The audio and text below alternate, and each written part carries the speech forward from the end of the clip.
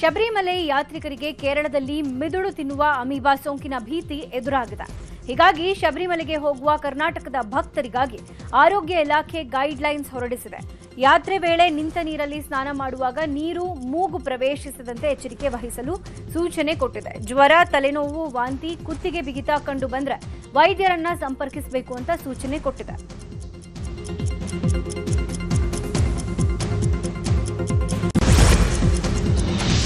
ಶಬರಿಮಲೆ ಅಯ್ಯಪ್ಪನ ವಾರ್ಷಿಕ ಮಕರ ಜ್ಯೋತಿ ಯಾತ್ರೆ ಆರಂಭವಾಗಿದ್ದು 2ನೇ ದಿನವಾದ ನಿನ್ನೆ ಭಾರೀ ಸಂಖ್ಯೆಯಲ್ಲಿ ಭಕ್ತರು ಆಗಮಿಸಿದ್ದಾರೆ.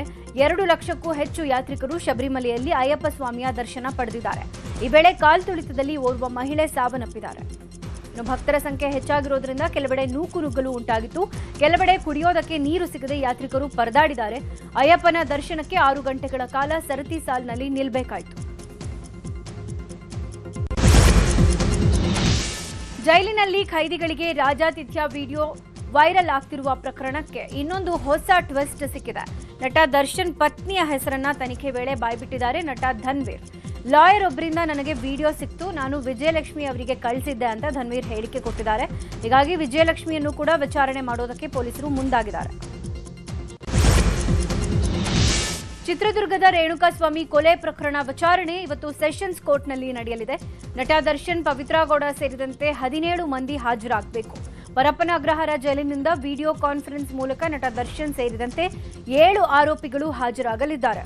ಕೊಲೆ ಪ್ರಕರಣದಲ್ಲಿ ಟ್ರಯಲ್ ಆರಂಭಿಸಲಿದೆ 64ನೇ ಸಿಟಿ ಸಿವಿಲ್ ಕೋರ್ಟ್. ನಟ ದರ್ಶನ್ ಪುತ್ರ ವಿನೇಶ್ ಹ್ಯಾಟ್ರಿಕ್ ಹೀರೋ ಶಿವರಾಜ್ ಕುಮಾರ್ ಅವರನ್ನ ಭೇಟಿಯಾಗಿದ್ದಾರೆ. ಕೆಂಗೇರಿಯ ಬಿಜಿಎಸ್ ಕಾಲೇಜ್ ಬಳಿ ಭೇಟಿಯಾಗಿರೋದು. ಡ್ಯಾಡ್ ಚಿತ್ರದ ಶೂಟಿಂಗ್ ಆಗಿ ಶಿವಣ್ಣ ಅಲ್ಲಿಗೆ ಬಂದಿದ್ರು. ಈ ವೇಳೆ ಅದೇ ಕಾಲೇಜಿನಲ್ಲಿ ವಿದ್ಯಾಭ್ಯಾಸ ಮಾಡ್ತಿರುವಂತಹ ದರ್ಶನ್ ಪುತ್ರ ವಿನೇಶ್ ಶಿವಣ್ಣ ಇರೋದನ್ನ ತಿಳಿದು ಭೇಟಿ ಮಾಡಿ ಮಾತನಾಡಿಸಿದ್ದಾರೆ. ಡೆವಿಲ್ ಸಿನಿಮಾದ ವಿತರಣೆ ಹಕ್ಕು ಇನ್ನೂ ಸೇಲ್ ಆಗೇ ಇಲ್ವಂತೆ. ದುಬಾರಿ ರೇಟ್ನಿಂದ ವಿತರಕರು ಭಯ ಬಿದ್ದು ಸುಮ್ಮನೆ ಆಗ್ತಾ ಇದ್ದಾರಂತೆ. ಡೆವಿಲ್ ವಿತರಣೆಗೆ ನಿರ್ಮಾಪಕರು 30 ಕೋಟಿಗೂ ಹೆಚ್ಚು ರೇಟ್ ಕೇಳ್ತಿದ್ದಾರಂತೆ. ವಿಶಾಲ ಕರ್ನಾಟಕದ ವಿತರಣೆ ಎನ್ಆರ್ಎಗೆ 30 ಕೋಟಿಗೂ ಹೆಚ್ಚು ಹಣ ಕೇಳ್ತಿದ್ದಾರಂತೆ. ಎನ್ಆರ್ಎಗೆ ಇಷ್ಟು ದುಬಾರಿ ಮೊತ್ತ ಕೊಟ್ಟು ನಿರ್ಮಾಪಕರು ಖರೀದಿಗೆ ಹಿಂದೇಟು ಹಾಕ್ತಾ ಇದ್ದಾರೆ. ಇನ್ನು ಆತ ಜೈಲಲ್ಲಿರುವ ದರ್ಶನ್ ಡೆವಿಲ್ ಪ್ರಚಾರಕ್ಕೆ ಬರೋಕಾಗ್ತಿಲ್ಲ. ಡೆವಿಲ್ ರಿಲೀಸ್ಗೆ 23 ದಿನ ಬಾಕಿ ಇದ್ರೂ ಕೂಡ ಯಾವುದೇ ಬಿಸ್ನೆಸ್ ಆಗಿಲ್ಲ.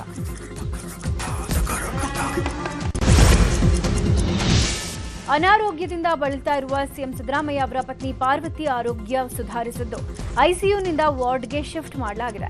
ಉಸಿರಾಟದ ತೊಂದರೆಯಿಂದ ಮೊನ್ನೆ ಬೆಂಗಳೂರಿನ ಅಪೋಲೋ ಆಸ್ಪತ್ರೆಗೆ ಪಾರ್ವತಿ ಅವರನ್ನು ದಾಖಲು ಮಾಡಲಾಗಿತ್ತು.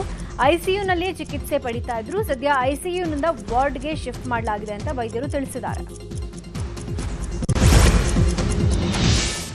ಬೆಳಗಾವಿಯಲ್ಲಿ ಉಸಿರುಗಟ್ಟಿ 3 ದಾರುಣವಾಗಿ ಸಾವನ್ನಪ್ಪಿರುವ ಘಟನೆ ನಡೆದಿದೆ. ಭಾರೀ ಚಳಿ ಇರುವ ಕಾರಣ ಮನೆಯಲ್ಲೇ ಇದ್ದಲಿನ ಕೆಂಡ ಹಾಕೊಂಡು ಮಲಗಿದ್ರು.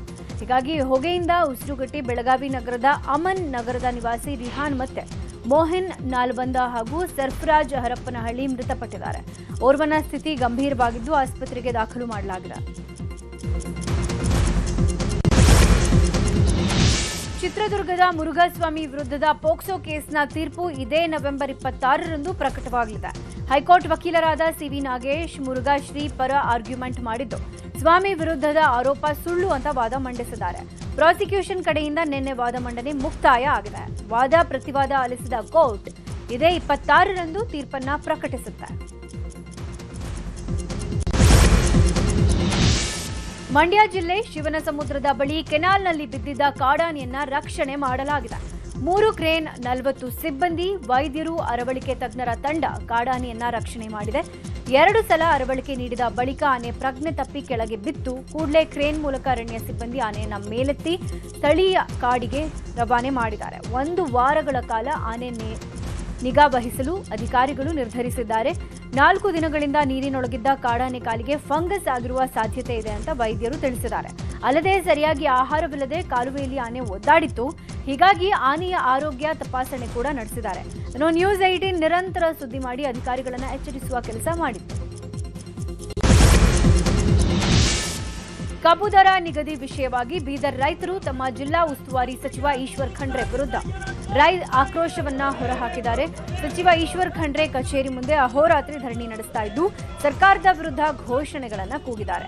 ಮುಖ್ಯಮಂತ್ರಿಗಳ ಜೊತೆ ಮಾತನಾಡಿ ಸಿಹಿ ಸುದ್ದಿ ಕೊಡ್ತೀನಿ ಅಂತ ಸಚಿವರು ಹೇಳಿದ್ರು, ಆದರೆ ಕೊಟ್ಟ ಮಾತನ್ನ ತಪ್ಪಿದ್ದಾರೆ. ರೈತರನ್ನ ಉಳಿಸೋದು ಬಿಟ್ಟು ಸಚಿವರು ಸಕ್ಕರೆ ಕಾರ್ಖಾನೆಯವರನ್ನ ಉಳಿಸುತ್ತಿದ್ದಾರೆ.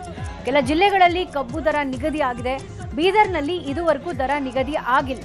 ಎಲ್ಲಾ ಜಿಲ್ಲೆಯಲ್ಲಿರುವಂತೆ ನಮ್ಮಲ್ಲೂ ಕಬ್ಬು ಸಿಹಿ ಇದೆ, ಸಪ್ಪೆ ಇಲ್ಲ. ಹೀಗಂತ ಕಬ್ಬು ಬೆಳೆಗಾರರು ಕಿಡಿಕಾರಿದ್ದಾರೆ. ವಿಧಾನಸೌಧದಲ್ಲಿ ನಿನ್ನೆ ಸಿಎಂ ಸಿದ್ದರಾಮಯ್ಯ ನೇತೃತ್ವದಲ್ಲಿ ಕಾವೇರಿ ನೀರಾವರಿ ನಿಗಮದ ಸಭೆ ನಡೆದಿದೆ. ಅಧಿಕಾರಿಗಳ ಜೊತೆ ಮೇಕೆದಾಟು ಯೋಜನೆ ವಿಚಾರವಾಗಿ ಚರ್ಚೆಯನ್ನ ನಡೆಸಲಾಗಿದೆ.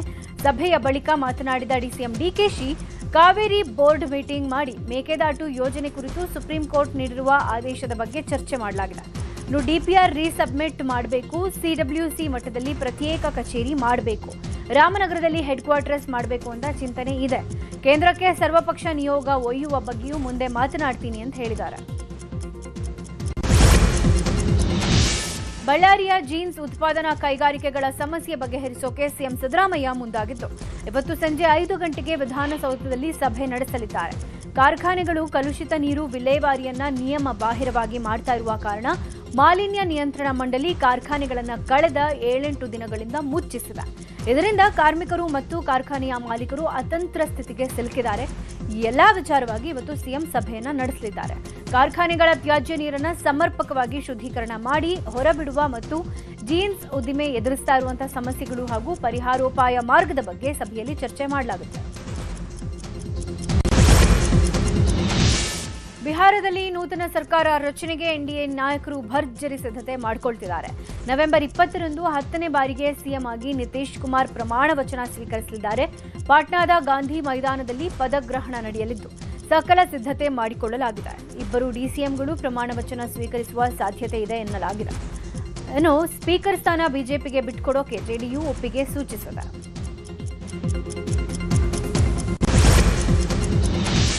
ಹುಬ್ಬಳ್ಳಿಯ ನೇಹಾ ಹಿರೇಮಠ್ ಹತ್ಯೆ ಪ್ರಕರಣದಲ್ಲಿ ಡಿಸೆಂಬರ್ 12ಕ್ಕೆ ವಿಚಾರಣೆಯನ್ನ ಮುಂದೂಡಿಕೆ ಮಾಡಲಾಗಿದೆ. ಟ್ರಯಲ್ಸ್ ವಿಚಾರವಾಗಿ ಹೈಕೋರ್ಟ್ ಮೊರೆ ಹೋಗಿರುವ ಹಿನ್ನೆಲೆ ನಿನ್ನೆ ಯಾವುದೇ ವಿಚಾರಣೆ ನಡೆಸದೆ ಮುಂದೂಡಣೆ ಮಾಡಲಾಗಿದೆ.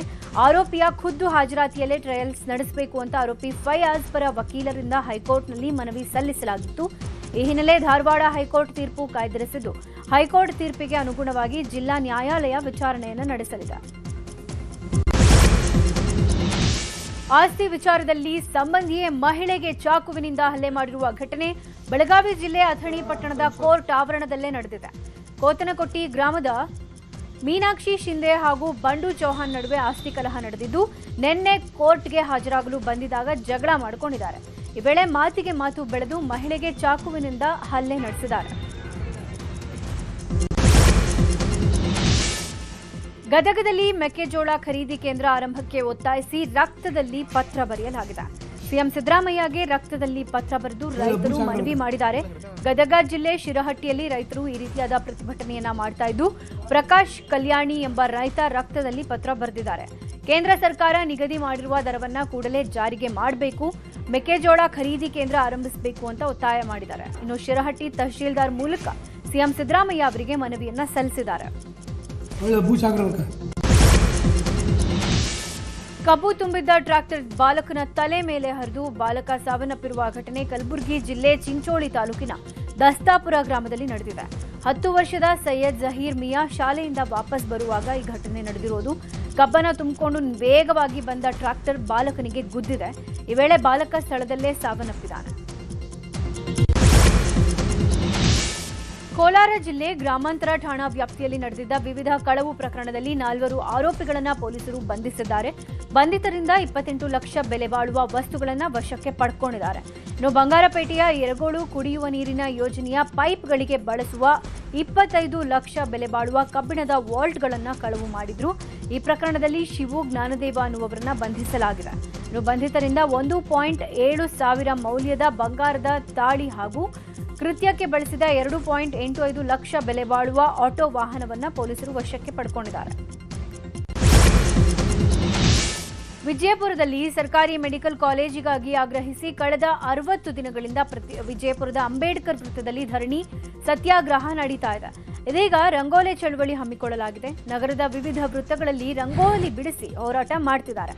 ಈಗಾಗಲೇ ಹೋರಾಟಗಾರರು ಕರಾಳ ದೀಪಾವಳಿ, ರಕ್ತದಿಂದ ಸಹಿ ಸಂಗ್ರಹ ಸೇರಿದಂತೆ ವಿವಿಧ ರೀತಿಗಳಲ್ಲಿ ಹೋರಾಟ ಮಾಡಿದ್ರು. ಈಗ ರಂಗೋಲಿ ಬಿಡಿಸಿ ಹೋರಾಟ ಮಾಡ್ತಿದ್ದಾರೆ. ಬೆಂಗಳೂರು ದಕ್ಷಿಣ ಜಿಲ್ಲೆಯ ರಾಮನಗರ ಜಿಲ್ಲಾ ಪಂಚಾಯತ್ ಸಭಾಂಗಣದಲ್ಲಿ ವಿಶೇಷ ಕಾರ್ಯಕ್ರಮ ಹಮ್ಮಿಕೊಳ್ಳಲಾಗಿದೆ. ಗೃಹಲಕ್ಷ್ಮಿ ವಿವಿಧೋದ್ದೇಶ ಸಹಕಾರ ಸಂಘ ಹಾಗೂ ಅಕ್ಕಪಡೆ ಯೋಜನೆಗಳ ಚಾಲನಾ ಕಾರ್ಯಕ್ರಮವನ್ನು ಆಯೋಜನೆ ಮಾಡಲಾಗಿದೆ. ಈ ಕಾರ್ಯಕ್ರಮವನ್ನು ಸಚಿವೆ ಲಕ್ಷ್ಮೀ ಹೆಬ್ಬಾಳ್ಕರ್ ಉದ್ಘಾಟನೆ ಮಾಡುವ ಮೂಲಕ ಚಾಲನೆ ಕೊಡಲಿದ್ದಾರೆ. ಜೊತೆಗೆ ತಮ್ಮ ಇಲಾಖೆಗೆ ಸಂಬಂಧಪಟ್ಟ ಅಧಿಕಾರಿಗಳ ಜೊತೆಗೆ ಸಚಿವೆ ಲಕ್ಷ್ಮೀ ಹೆಬ್ಬಾಳ್ಕರ್ ಸಭೆ ನಡೆಸಲಿದ್ದಾರೆ. ಹಿಂದೂ ಜಾಗೃತಿ ವೇದಿಕೆ ವತಿಯಿಂದ ಇವತ್ತು ಮೈಸೂರಿನಲ್ಲಿ ಹಿಂದೂ ಜಾಗೃತಿ ಕಾರ್ಯಕ್ರಮವನ್ನು ಹಮ್ಮಿಕೊಳ್ಳಲಾಗಿದೆ. ಮೈಸೂರಿಗೆ ಹಿಂದೂ ಹುಲಿ ಎಂಬ ಶೀರ್ಷಿಕೆ ಅಡಿ ಹಿಂದೂಗಳನ್ನ ಜಾಗೃತಿಗೊಳಿಸುವ ಕಾರ್ಯಕ್ರಮ ಇದಾಗಿದೆ. ಬಿಜೆಪಿಯ ಉಚ್ಚಾಟಿತ ಶಾಸಕ ಬಸವನಗೌಡ ಪಾಟೀಲ್ ಯತ್ನಾಳ್ ಈ ಕಾರ್ಯಕ್ರಮದಲ್ಲಿ ಭಾಗವಹಿಸ್ತಾ ಇದ್ದು, ಮಣಿಪಾಲ್ ಹಾಸ್ಪಿಟಲ್ನಿಂದ ಕಲಾಮಂದಿರದವರೆಗೂ ಬೈಕ್ ರ್ಯಾಲಿ ಹಮ್ಮಿಕೊಳ್ಳಲಾಗಿದೆ. ಬಳಿಕ ಕಲಾಮಂದಿರದಲ್ಲಿ ವೇದಿಕೆ ಕಾರ್ಯಕ್ರಮ ನಡೆಯಲಿದ್ದು, ಸಾವಿರಾರು ಸಂಖ್ಯೆಯಲ್ಲಿ ಜನ ಭಾಗಿಯಾಗುವ ನಿರೀಕ್ಷೆ ಇದೆ.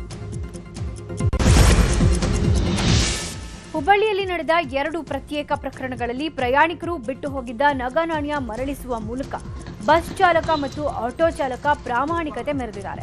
ರೈಲ್ವೆ ನಿಲ್ದಾಣದಿಂದ ಪ್ರಯಾಣಿಸಿದ ಆಟೋದಲ್ಲಿ ಬೆಲೆ ಬಾಳುವ ವಸ್ತುಗಳಿದ್ದ ಸೂಟ್ಕೇಸ್ ಅನ್ನು ಪ್ರಯಾಣಿಕರು ಬಿಟ್ಟು ಹೋಗಿದ್ರು. ಅದನ್ನು ನೋಡಿದ ಆಟೋ ಚಾಲಕ ಗೋಪಾಲ್ ಸಿಂಗನಹಳ್ಳಿ ಸೂಟ್ಕೇಸ್ ಮರಳಿಸುವ ಮೂಲಕ ಪ್ರಾಮಾಣಿಕತೆ ಮೆರೆದಿದ್ದಾರೆ. ಇನ್ನೊಂದು ಕಡೆ ಬಸ್ನಲ್ಲಿ ಬಿಟ್ಟು ಹೋಗಿದ್ದ 10 ಗ್ರಾಂ ಚಿನ್ನಾಭರಣ ಮತ್ತು 5,000 ನಗದನ್ನು ಪ್ರಯಾಣಿಕರಿಗೆ ಮರಳಿಸುವ ಮೂಲಕ ನಿರ್ವಾಹಕ ಗಂಗಯ್ಯ ಬಂಡಿಮಠ ಪ್ರಾಮಾಣಿಕತೆ ಮೆರೆದಿದ್ದಾರೆ. ಇಬ್ಬರ ಕಾರ್ಯಕ್ಕೂ ಜನ ಮೆಚ್ಚುಗೆ ವ್ಯಕ್ತಪಡಿಸಿದರು. ಉಡುಪಿಯ ಶ್ರೀ ಕೃಷ್ಣ ಮಠದಲ್ಲಿ ಗೀತೋತ್ಸವ ಕಾರ್ಯಕ್ರಮ ನಡೆದಿದೆ. ಈ ಮಹೋತ್ಸವದ ವೇಳೆ ದೈವದ ಆರಾಧನೆ ನಡೆಸುವ ಪಾಣಾರ ಸಮುದಾಯದವರ ವಾರ್ಷಿಕ ಉತ್ಸವ ನಡೆಸಲಾಗಿದೆ. ದೈವ ನರ್ತಕರ ವಿವಿಧ ಸಾಂಸ್ಕೃತಿಕ ಕಾರ್ಯಕ್ರಮಗಳು ನಡೆದಿವೆ. ಈ ವೇಳೆ ದೈವ ನರ್ತಕರು ಪರ್ಯಾಯ ಶ್ರೀ ಪುತ್ತಿಗೆ ಮಠಾಧೀಶರನ್ನ ವಿಶಿಷ್ಟ ರೀತಿಯಲ್ಲಿ ಸನ್ಮಾನಿಸಿದ್ದಾರೆ. ಮಠದ ವತಿಯಿಂದ ಪಾಣಾರ ಸಂಘದವರಿಗೆ ಕೃಷ್ಣಾನುಗ್ರಹ ಪ್ರಶಸ್ತಿಯನ್ನು ನೀಡಲಾಗಿದೆ. ಇದೇ ವೇಳೆ ಮುಖ್ಯ ಅತಿಥಿಯಾಗಿ ಭಾಗವಹಿಸಿದ್ದ ತೇಜಸ್ವಿನಿ ಅನಂತಕುಮಾರ್ ಅವರನ್ನು ಕೂಡ ಗೌರವ ಮಾಡಲಾಗಿದೆ. ಪ್ರಧಾನಿ ಮೋದಿ ನವೆಂಬರ್ 28ರಂದು ಉಡುಪಿಗೆ ಭೇಟಿಯನ್ನ ನೀಡಲಿದ್ದಾರೆ. ಈ ವೇಳೆ ಉಡುಪಿಯ ಶ್ರೀಕೃಷ್ಣನ ದರ್ಶನವನ್ನ ಪಡೆಯುತ್ತಾರೆ. ಪ್ರಧಾನಿಯಾದ ಬಳಿಕ ಇದೇ ಮೊದಲ ಬಾರಿಗೆ ಕೃಷ್ಣ ಮಠಕ್ಕೆ ಪ್ರಧಾನಿ ಮೋದಿ ಭೇಟಿಯನ್ನ ನೀಡ್ತಾ ಇದ್ದು, ಶ್ರೀ ಕೃಷ್ಣ ಮಠದಲ್ಲಿ ಭರದಿಂದ ಸಿದ್ಧತೆಗಳು ಕೂಡ ನಡೆದಿವೆ. ಕೃಷ್ಣ ಮಠದ ಆವರಣದಲ್ಲಿ ಲಕ್ಷ ಕಂಠಗೀತಾ ಪಠಣ ಸಮಾರೋಪ ನಡೆಯಲಿದೆ. 1 ಲಕ್ಷ ಭಕ್ತರು ಭಗವದ್ಗೀತೆ ಪಠಿಸಲಿದ್ದು, ಪ್ರಧಾನಿ ಮೋದಿ ಅವರು ಕೂಡ ಭಗವದ್ಗೀತೆ ಪಠಣ ಮಾಡಲಿದ್ದಾರೆ. ಇನ್ನು ಕೃಷ್ಣ ಮಠದ ಹೊರ ಆವರಣದಲ್ಲಿ ಭರ್ಜರಿ ಸಿದ್ಧತೆ ಮಾಡಲಾಗುತ್ತಿದೆ. ದೆಹಲಿ ಸ್ಫೋಟ ಪ್ರಕರಣದಲ್ಲಿ ಫಂಡಿಂಗ್ ಪ್ರಕರಣದಲ್ಲಿ ತನಿಖೆಗೆ ಇಳಿದಿದ್ದ ಜಾರಿ ನಿರ್ದೇಶನಾಲಯ ಅಧಿಕಾರಿಗಳು ಫರೀದಾಬಾದ್ನ ಅಲ್ ಫಲ್ಹಾ ವಿವಿ ಸಂಸ್ಥಾಪಕರನ್ನ ಬಂಧಿಸಿದ್ದಾರೆ. ಜಾವೇದ್ ಅಹಮದ್ ಸಿದ್ದಿಕಿ ಬಂಧಿತ ವ್ಯಕ್ತಿಯಾಗಿದ್ದು, ಅಕ್ರಮ ಹಣ ವರ್ಗಾವಣೆ ಪ್ರಕರಣದಲ್ಲಿ ವಿಚಾರಣೆ ಮಾಡಲಾಗ್ತಾ ಇದೆ. ದೆಹಲಿ ಸ್ಫೋಟದಲ್ಲಿ 13 ಮಂದಿ ಸಾವನ್ನಪ್ಪಿದ್ದು, 22 ಹೆಚ್ಚು ಜನರಿಗೆ ಗಾಯವಾಗಿತ್ತು.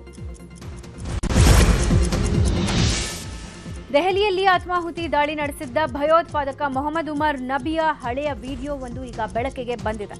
ಈ ವಿಡಿಯೋದಲ್ಲಿ ಉಮರ್ ನಬಿ ಇಂಗ್ಲಿಷ್ನಲ್ಲಿ ಮಾತನಾಡ್ತಾ ಆತ್ಮಹತ್ಯಾ ಬಾಂಬ್ ದಾಳಿಯನ್ನ ಸಮರ್ಥನೆ ಮಾಡಿಕೊಂಡಿದ್ದಾನೆ. ಆತ್ಮಹತ್ಯಾ ಬಾಂಬ್ ದಾಳಿಯನ್ನ ಜನ ಸರಿಯಾಗಿ ಅರ್ಥ ಮಾಡಿಕೊಂಡಿಲ್ಲ ಅಂತ ವಿಡಿಯೋದಲ್ಲಿ ಹೇಳಿದ್ದಾನೆ.